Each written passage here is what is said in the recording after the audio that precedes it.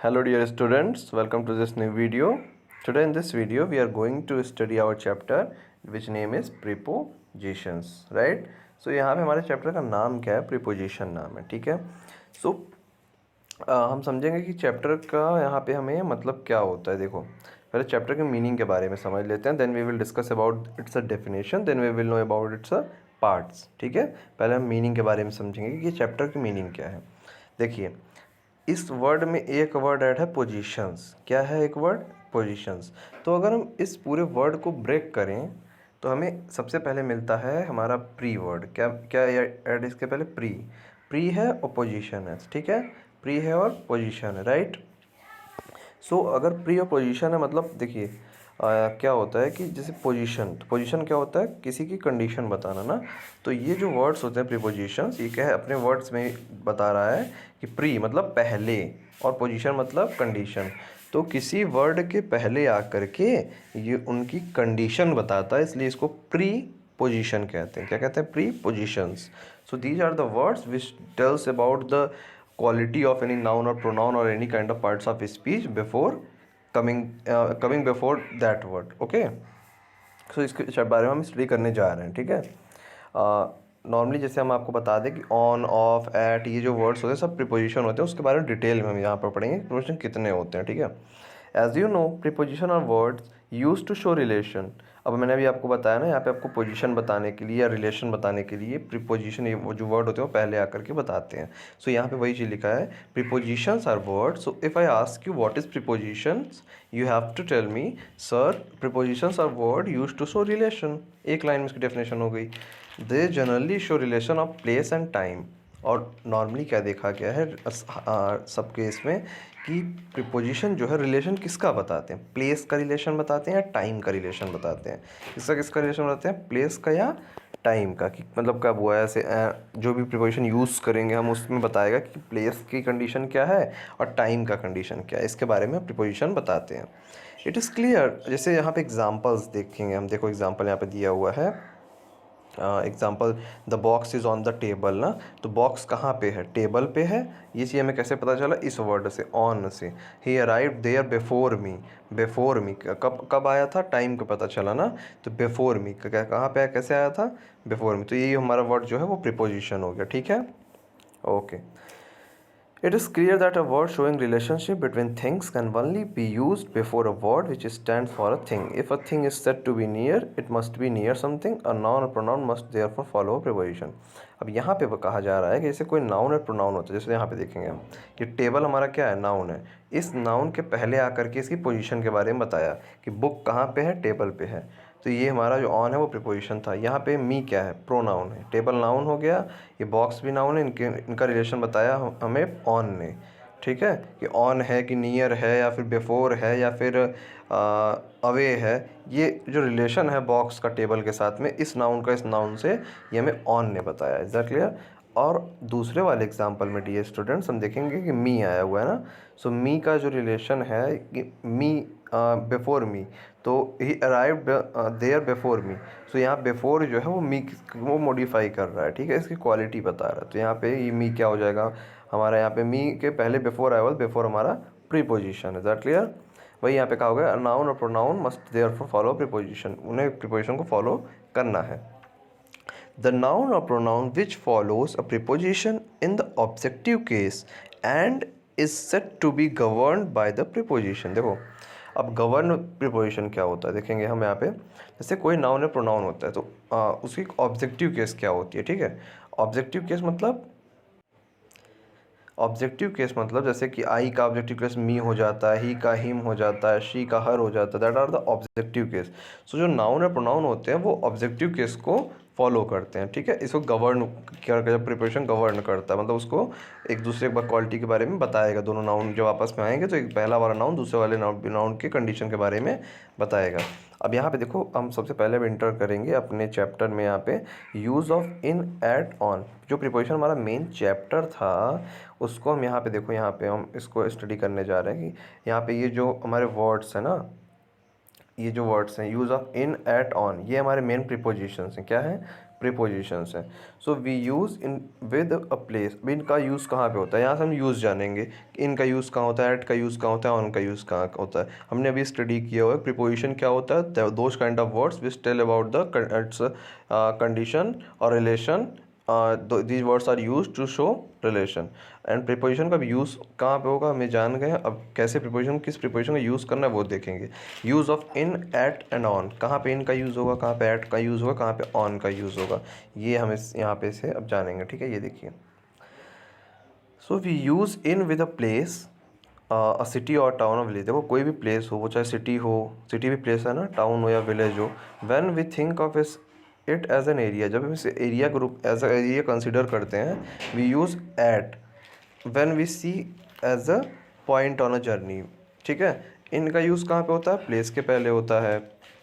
और ऐट का यूज़ कहाँ पे होता है, जब हम कोई पॉइंट करना होता है। ठीक है, किसी पर्टिकुलर चीज़ को पॉइंट करना होता है। जैसे we are going to stop at Lucknow airport, मतलब हमने पॉइंट किया कि हम लखनऊ एयरपोर्ट पे रुकने वाले हैं। ठीक है, सो यहाँ पे एग्जांपल हम देखेंगे। वी स्टेड इन मुंबई, यहाँ पे प्लेस आ गई, मुंबई आई है।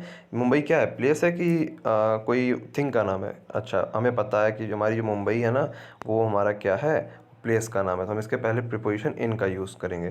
प्लेस आई है, इन यूज़ होगा। Our plane stopped at Mumbai on the way to Iran, right.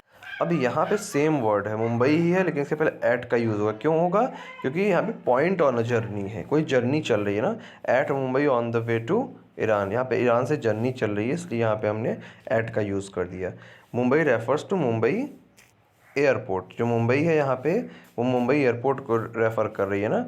Eight Mumbai on the way to Iran. जैसे हम भी कभी कभी बोलते हैं ना कि हम लखनऊ आ गए, मतलब कभी कभी ट्रेन में होता है, हम कहते हैं लखनऊ पहुँच गए हैं या जयपुर पहुँच गए हैं। कैसे, लेकिन हम पहुँचे कहाँ होते हैं, जयपुर स्टेशन पे पहुँचे होते हैं। वैसे यहाँ पे मुंबई को Mumbai airport as a refer किया जाएगा। सो यहाँ पे जर्नी है, इसलिए हम ऐट का यूज़ करेंगे। सो जर्नी होगी अगर ऐट का यूज़ होगा, प्लेस अगर होगी तो इनका यूज़ होगा। Is that clear. How long have you lived in this village. अब यहाँ पे पूछा गया इन्होंने, how long have you lived. यहाँ पे भी विलेज का आया हुआ है ना। सो विलेज किसके लिए आया हुआ है, यहाँ पे विलेज आया हुआ है किसी पर्टिकुलर सिटी के दिखाने, एरिया को दिखाने के बारे में। कि हमने पूछा कि यहाँ पे क्वेश्चन जब हमने पढ़ा how long have you lived in this village, so हम जान गए कि अच्छा यहाँ पे इनका यूज़ होगा। क्यों होगा, क्योंकि यहाँ पे एरिया की बात हो रही है। Does the bus stop at that village. अब यहाँ पे हमारा क्या हो रहा है कि पॉइंट जर्नी हो रही है। कैसे, बस से क्या करते हैं, जर्नी करते हैं, जर्नी करते हैं बस से, और पॉइंट कर रहे हैं विलेज को कि क्या ये बस इस विलेज में रुकती है। तो यहाँ पे हम ऐट का यूज़ कर देंगे। देखिए विलेज वर्ड यहाँ पे भी है, विलेज वर्ड यहाँ पे भी है, लेकिन यहाँ पे विलेज वर्ड एरिया दिखा रहा है कि लिव्ड इन, मतलब किसी एरिया में रहने के लिए आया हुआ है। यहाँ पे विलेज वर्ड जर्नी दिखा रहा है कि बस से जर्नी हो रही। तो जर्नी है तो ऐट यूज़ हो जाएगा, और अगर पर्टिकुलर प्लेस है तो इनका यूज़ हो जाएगा। We use in with the names of streets and at when we give the house number. देखो जैसे क्या कहता है, जैसे स्ट्रीट बड़ी होती है, स्ट्रीट में हाउस होते हैं। ठीक है, अच्छा हाउस में स्ट्रीट होती है, हाउस या स्ट्रीट में हाउस होता है। हम कहेंगे हमारी एक स्ट्रीट है, उसमें एक हाउस है। तो स्ट्रीट बड़ी होती है, जो बड़ा होता है उसके पहले हम इन का यूज़ करते हैं, और जो छोटे होते हैं ना उनके पहले हम ऐट का यूज़ करते हैं। ठीक है, एक बड़ा है, एक बड़े के पहले यूज़ ऐट, छोटे के पहले यूज़ होगा। तो अगर यहाँ पे रजत स्ट्रीट, मतलब स्ट्रीट बड़ी है, हम इनका यूज़ कर लेंगे। और कोई मकान का नंबर है, they live at 72 Raja ji street, यहाँ पे हम क्या कर लेंगे, जब यहाँ पे मकान के लिए आया हुआ है। ठीक है, मकान नंबर आ गया ना 72। सो यहाँ पे हम, ये छोटा है रजत वाला स्ट्रीट, जो है स्ट्रीट में मकान होता है, स्ट्रीट बड़ी होती है, तो हम इनका यूज़ कर लेंगे। जैसे कभी कभी आता है कि we live in Lucknow at we live at Gomti Nagar in Lucknow. मतलब लखनऊ बड़ा है, गोमती नगर मतलब लखनऊ में गोमती नगर है, राइट। गोमती नगर में लखनऊ नहीं है, लखनऊ में गोमती नगर है। सो जो बड़ा क्या है, लखनऊ हुआ हमारा। लखनऊ के पहले इन लगा देंगे, गोमती नगर के पहले ऐट लगा देंगे। मतलब बड़े वाले के पहले इन लग जाएगा, छोटे वाले के पहले ऐट लग जाएगा। Is that clear. अब ऐसे ऑन का यूज़ देखेंगे। ऑन का यूज़ कहाँ किया था, यहाँ पे हम देखेंगे। He sat on a chair, the rug is on the floor. When we use on when we think of a place as a surface. देखो ऑन का यूज़ तब होगा जब सरफेस के बारे में बात हुई। He sat on a chair, chair जो है वो सरफेस पे रखी हुई है, फ्लोर के बारे में बात हुई तो ऑन का यूज़ कर देंगे। अब we also use on when we talk of river bank. अब जैसे रिवर बैंक के बारे में जब भी बात होगी ना, कोई भी रिवर बैंक मतलब जो नदी किनारे होते हैं उसके बारे में जब भी बात करें, डिस्कस करेंगे, हम ऑन का यूज़ करते हैं। ओके, ये ऑन का यूज़ हो गया। अब हमें ऐट का यूज़ देखते हैं, ऐट का यूज़ कहीं और होता है। अच्छा, हमने सुना होगा 9 o'clock, 10 o'clock, या फिर we are going to take your test at 6 o'clock। So ऐसा कब होता है? जब हमें टाइम दिखाना होता है, आवर्स ऑफ द डे दिखाना होता है, वहाँ पे हम एट का यूज़ करते हैं। ठीक है, we also use at for holiday period. देखो, अब एट का एक और यूज़ इन्होंने बहुत अच्छा बताया है कि एट वीकेंड्स, एट क्रिसमस, ऐसा हम लोग बोल सकते हैं। ठीक है, जब हॉलीडे पीरियड की बात हो, you are going to be given an holiday at Christmas, Christmas पे आपको हॉलीडे दी जाने वाली है, तो वहाँ पे भी एट का यूज़ होता है। सो एट का यूज़ कहाँ कहाँ होता है? हावर्स के पहले होता है, हॉलीडे पीरियड्स के पहले होता है, इन दो जगहों पे ऐट का यूज़ होता है। और एक हमने यहाँ पे पढ़ा था कि सिटी के पहले होता है, स्ट्रीट के पहले होता है, या फिर जब कोई नंबर होता है, रूम नंबर या फिर मकान नंबर, तो उसके पहले ऐट का यूज़ हो जाता है। Is that clear? ओके, सो अब यहाँ पे हम पढ़ेंगे कि ऑन का यूज़ कहाँ पे होता है। सो ऑन का यूज़ कहाँ होता है? Days and dates. कोई भी आपको डे बताना होगा, जैसे अब मैं आपसे कहूँ कि आप मुझे बताओ कि आप कब अपना हॉलीडे होमवर्क सबमिट करोगे, तो आप कहोगे सर ऑन संडे। आप ये नहीं कहोगे कि एट संडे या फॉर संडे, आप क्या कहोगे? Sir on Sunday. या फिर अगर डेट में बताना है, sir I am going to submit my holiday homework on 13 June, 13 में जो भी डेट होगी, तो डेट के पहले और डे के पहले हम क्या यूज़ करते हैं? ऑन यूज़ करते हैं। Is that clear? इन का यूज़ कहाँ होता है? इनका यूज़ होता है मंथ्स के पहले, सीजन्स के पहले, ईयर्स के पहले। जैसे इन अप्रैल, जैसे हाफ ईयरली एग्ज़ाम कब होंगे? इन अगस्त, ऐसे करके, इन समर, इन विंटर, ऐसे करके इनका यूज़ हम कर देते हैं। सीजन्स बताने हो, मंथ बताने हो, ईयर बताने हो। और इनका यूज़ कहाँ पे होता है? पार्ट ऑफ द डे में, जैसे मॉर्निंग, इवनिंग और आफ्टरनून, इन तीनों के पहले क्या यूज़ होता है? इन यूज़ होता है। ठीक है, if part of the day are followed by days and dates, on is used. लेकिन देखो, अगर सिर्फ आपको बोलना है कि मॉर्निंग में आपसे पूछा जाए कि when are you going to study, you say just in the morning, तो यहाँ पे मेन का यूज़ कर देंगे। लेकिन अगर आपको बोलना है कि संडे की मॉर्निंग में या फिर सैटरडे के आफ्टरनून में, सो वहाँ पे आप इन यूज़ करके you have to use on Saturday afternoon on the 5th of November। Is that clear? अगर सिंपली मॉर्निंग आफ्टरनून आएगा तो वहाँ पे हम क्या करेंगे? एट इन का यूज़ करेंगे। लेकिन अगर हमारा आफ्टरनून, मॉर्निंग, इवनिंग के पहले कोई डेट आ जाए या डे आ जाए, तो हम वहाँ पे ऑन का यूज़ कर लेंगे। All this points you have to keep remember and you have to keep in your mind कि किस चीज़ का यूज़ कहाँ पे होना है, या फिर कितने यूज़ हैं, काउंट करके उसे लर्न करना है, आपको रिमेंबर रखना है। ठीक है, use of for, since and till, right. So यहाँ पे हम देखेंगे यूज़ ऑफ फॉर, सिंस और टिल का यूज़ कब होता है। देखो, note the use of since and for in the perfect tense. एक टेंस में हम पढ़ते हैं प्रेजेंट परफेक्ट टेंस, वहाँ पे इसका यूज़ होता है since is use with the point of time for the period of time. जो सिंस का यूज़ होता है ना, वो एक सर्टेन टाइम पे होता है। सर्टेन टाइम किसे कहते हैं हम? सर्टेन टाइम ये होता है, जैसे मैं आपसे कहूँ कि मैं 9 बजे, जैसे कोई मूवी है, तो मूवी में हमें बता दिया था कि 9 बजे मूवी स्टार्ट होगी। सो ये 9 क्या है? सर्टेन टाइम है, 9 1 नहीं होगा, 9 बजे वो स्टार्ट हो जाएगी। यहाँ पे सिंस का यूज़ करेंगे। लेकिन अगर मैं कहूँ कि आप मुझसे पूछो कि सर आप कितने देर से मूवी देख रहे हो, तो मैं आपसे कह दूँ फॉर 2 आवर्स। फॉर 2 आवर्स क्यों कहा? सिंस 2 आवर क्यों नहीं कहा? क्योंकि मैंने एक अंदाज बताया, मैंने एग्जैक्ट आपको टाइम नहीं बता सकता। सो जहाँ पे एग्जैक्ट टाइम हो, तो वहाँ पे सिंस का यूज़ होता है। जहाँ पे जैसे मैं कहूँ कि मैं 2 घंटे से देख रहा हूँ, तो ऑलमोस्ट 2 आवर हुए होंगे, या फिर कुछ ज़्यादा है कुछ कम, ऐसा हो सकता है। सो यहाँ पे क्या हो गया? फॉर का यूज़ हो जाएगा। ठीक है, यहाँ पे सिंस और फॉर का और भी एग्जांपल आपको दिए गए। जैसे 2002 क्या है? सर्टेन पीरियड है।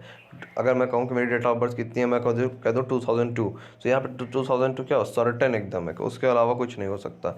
लेकिन अगर मैं कहूँ कि मुझे 4 ईयर्स से ऑलमोस्ट आपके सिटी में रहने रहते हो गया, तो यहाँ पे 4 ईयर क्या हो जाएगा? 4 ईयर ज़्यादा भी हो सकता है, कम भी हो सकता है, एक दिन इधर एक दिन उधर, तो ये हो जाएगा हमारा फॉर। Is that clear?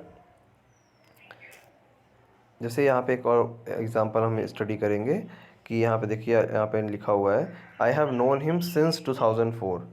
अब ईयर आया हुआ है, हम सिंस का यूज़ कर लेंगे। और अगर इस तरीके से यहाँ पे 4 ईयर का नाम आ गया ना, तो हम सिंस यूज़ करेंगे। अगर आ गया 1 साल, 2 साल, 1 year, 2 year, 3 year, 4 year, 5 year, तो हम फॉर का यूज़ कर लेंगे। Is that clear?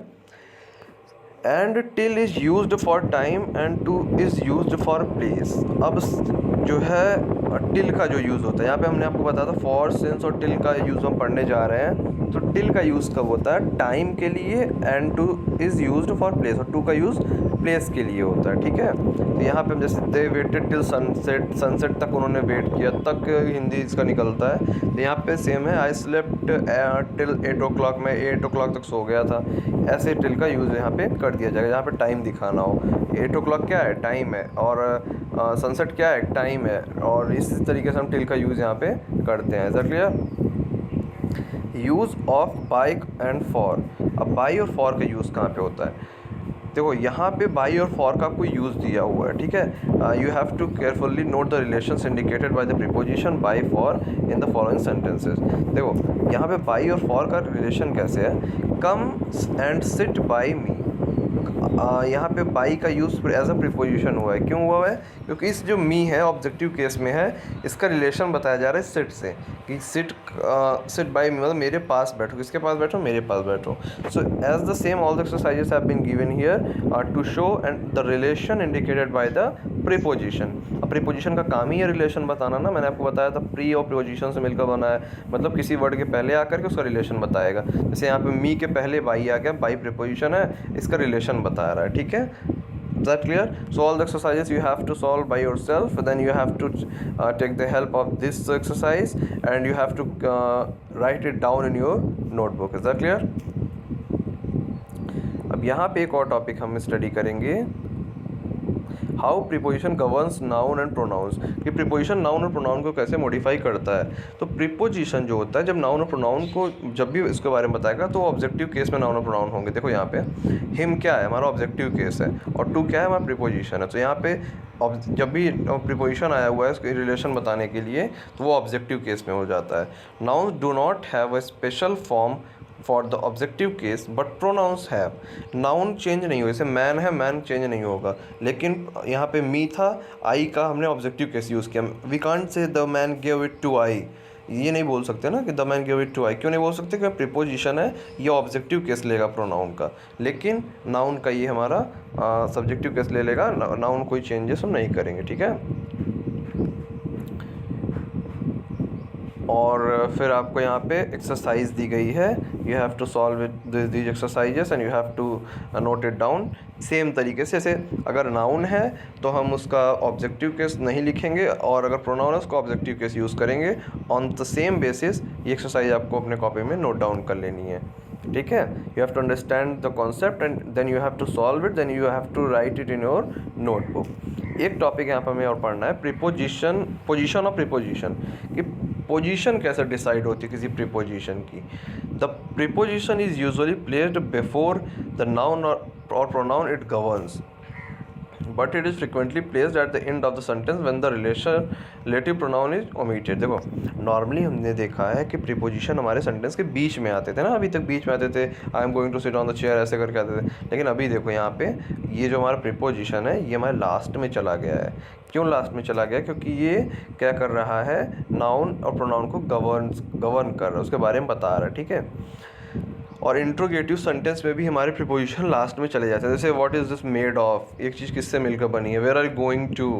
सो ऐसे वर्ड्स में भी इंट्रोगेटिव सेंटेंस हम कैसे जानेंगे? क्योंकि हमारा लास्ट में यहाँ पे देखेंगे, हम यहाँ पे क्वेश्चन मार्क लगा हुआ है, देखना यहाँ पे ये हमारा क्वेश्चन मार्क लगा हुआ है लास्ट में ना। तो ये हमारा इंट्रोगेटिव सेंटेंस है। इंट्रोगेटिव सेंटेंस में प्रीपोजिशन क्या होते हैं? लास्ट में भी चले जाते हैं, कोई दिक्कत उसमें नहीं है। प्रीपोजिशन सेंटेंस कहीं भी आ सकता है। The preposition is also placed at the end when emphasis is required, और जब किसी चीज़ को एम्फेसिस दिखाना हो, such conduct I am at loss to account for. यहाँ पे फॉर देखो फिर से लास्ट में चला गया, राइट। कुछ केसेस ऐसे आती हैं जहाँ पे प्रीपोजिशन लास्ट में भी चला जाता है, then also it gives its effect and impact on the sentence. Is that clear?